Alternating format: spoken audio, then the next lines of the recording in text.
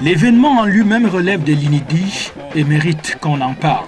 Une thèse de doctorat en anthropologie défendue en pleine forêt dans un campement de Pygmées à Grand Zambie par Bipindi dans le sud du Cameroun.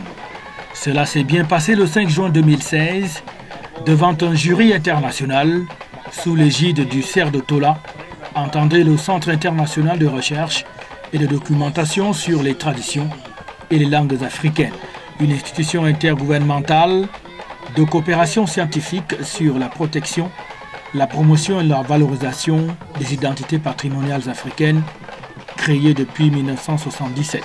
Le CERF de Tola a mis en place et est en train d'expérimenter le développement d'une nouvelle pensée africaine qui ne soit pas seulement consacrée par des universités ou des institutions venues d'ailleurs sur l'Afrique, mais qui soit véritablement portée par une nouvelle génération d'hommes et de femmes qui, ayant été nourris, ayant bu aux sources de la connaissance et de la science, partout où des hommes ont exercé la connaissance et la science, peuvent se retourner vers l'Afrique pour dire leur Afrique telle qu'ils la pensent, telle qu'ils la voient, telle qu'ils la projettent, telle qu'ils la dessinent dans leurs perspectives, même les plus utopiques et les plus fortes. Le candidat de la thèse s'appelle Jean Kendi. Il est de l'Université libre de Belgique.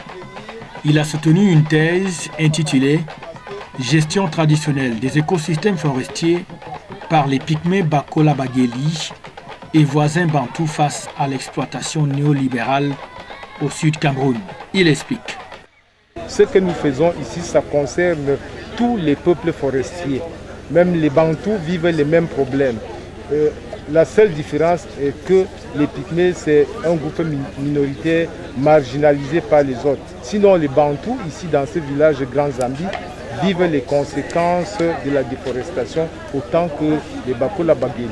Il faut dire que l'auteur de la thèse a mené ses travaux grâce à son affiliation au Centre d'études de développement, CED, et au laboratoire d'anthropologie prospective, deux structures qui appartiennent à l'Université catholique de Louvain en Belgique. Ceci sous la direction scientifique du professeur Pierre-Joseph Laurent.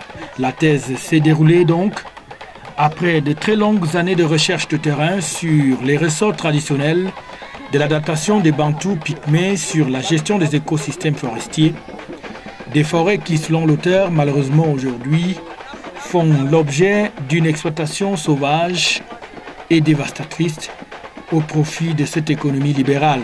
Une thèse qui a donc séduit le jury et qui a valu à son auteur une mention très honorable avec félicitations du jury. C'est dire que les Pygmées, les Bantous, dans cette problématique de gestion des écosystèmes forestiers, ont véritablement quelque chose à montrer au reste du monde.